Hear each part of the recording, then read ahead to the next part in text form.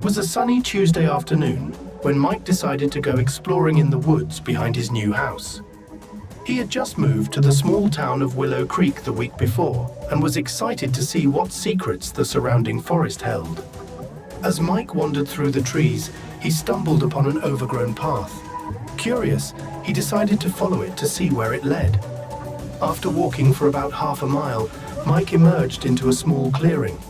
In the center stood the remains of what looked like an ancient stone temple, covered in moss and vines. Mike felt a surge of excitement. He'd always loved mysteries and adventures, ever since he was a little boy. He rushed over to the temple to take a closer look. As he circled the structure, he noticed a small opening in one side, with stairs leading down under the ruins. Mike hesitated briefly, wondering if he should turn back, but his sense of adventure got the best of him. Taking out his flashlight, Mike slowly made his way down the steps into the darkness. The narrow stairs emptied out into a large underground chamber. Mike swung his flashlight around, stunned by what he saw. The chamber was full of elaborate carvings, statues, and symbols, like nothing he had ever seen before. At the far end of the chamber stood a towering stone structure that looked like some sort of sealed vault. As Mike approached, he noticed a pattern of 3 circular dials, covered in unfamiliar symbols and characters, built into the center of the door-like structure. He reached out curiously to touch the first dial. As soon as his hand made contact, the dial spun rapidly, and the entire chamber began to rumble and shake. Mike stumbled backwards in shock as the massive stone door slowly swung open with a grinding noise that reverberated off the chamber walls. A strange bluish light and cold, unearthly mist began to spill out from the opening. Then suddenly, everything went silent. Mike stood perfectly still, heartbeat pounding in his ears. Had he just opened something that was meant to stay sealed forever? After a few moments with no further activity, Mike's curiosity overpowered his sense of unease. He cautiously crept towards the now open stone doorway. The strange blue light seemed to beckon him forwards. As the teenager extended his flashlight into the opening, the beam landed on something so shocking that Mike screamed and dropped the flashlight. He stood paralyzed in terror at the sight now illuminated before his eyes. There, just inside the doorway, was a gigantic creature the likes of which Mike had never seen.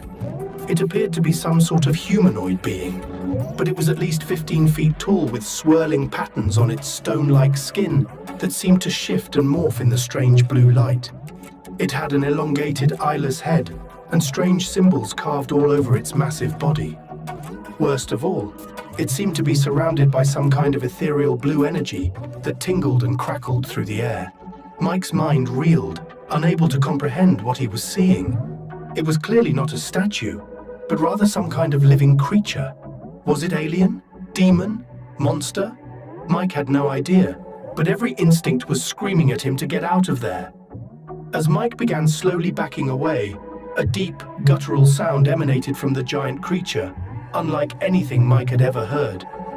To Mike's horror, the behemoth began to move, shifting its massive and ancient body as it emerged from the chamber it had been sealed within. Mike saw that the patterns on its stone-like skin were glowing now, shifting and swirling at a faster pace, as if responding to being awakened. With another unearthly groan, the towering humanoid creature stepped fully out of the chamber that had been its prison for God knows how long. It stood now in the center of the underground room, surveying its surroundings as if reorienting itself. Then its massive, elongated head turned directly towards where Mike stood, frozen in fear, near the base of the stone stairs that led back up to the outside world. Mike saw no eyes on the creature's terrifying head, but somehow he knew it could see him, or perhaps even sense him in some other way unknown to man. As the seconds stretched on, Mike stared back, unable to look away.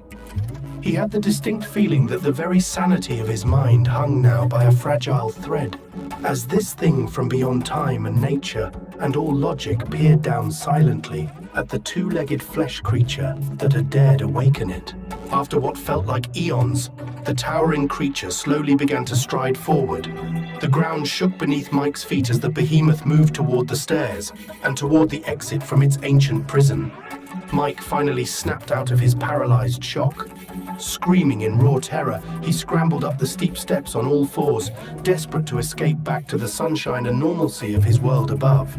He could hear the giant creature behind him, letting out bellowing groans that echoed with twisting distortion off the chamber walls, as it pursued him up the stairs, on thundering footsteps that cracked the ancient stonework under its weight. Mike crawled desperately towards the daylight shining down from the entrance above. Behind him came the deafening sound of crumbling masonry as the 15-foot humanoid beast tore brutally into the doorway, carving the stone with slashes from its claws in its frantic bid to taste freedom. With one final push, Mike hurled himself up over the lip of the stairwell and tumbled out gasping onto the grass. Behind him, a guttural, unnatural roar of triumph rose from the depths as the creature tore its way out into the open air, taking its first breaths above ground in untold millennia. Mike looked back in hopeless dismay as the towering creature leered up in a moment of victorious ecstasy at the feel of sunshine on its stone skin, before turning to stride into the woods beyond, ancient trees toppling in its wake. As Mike lay there shaking in terror on the grass, his mind tried desperately to deny the reality of what had just occurred.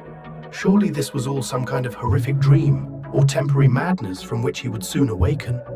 But the distant crashing of trees and roars echoing through the forest beyond told Mike this was no mere figment of his imagination. In the sunny woods of the sleepy town of Willow Creek, where no creatures had walked for millions of years taller than any tree, something infinitely old had just clawed its way back into the world of light and life. And Mike feared that neither he nor any human could possibly imagine what would come next, now that this being had risen. As the terrible roaring faded into the distance, Mike knew with dread certainty that this was only the beginning. Whatever he had released had a connection to him now, and somehow, impossibly, this teenage boy sensed that their paths were intertwined. One day, the blasphemous creature sprung from the abyssal depths of time would return for him. And on that dreaded day, when the monster came back to his world, the glowing blue spirals shifting on its stone flesh would shine for Mike and Mike alone.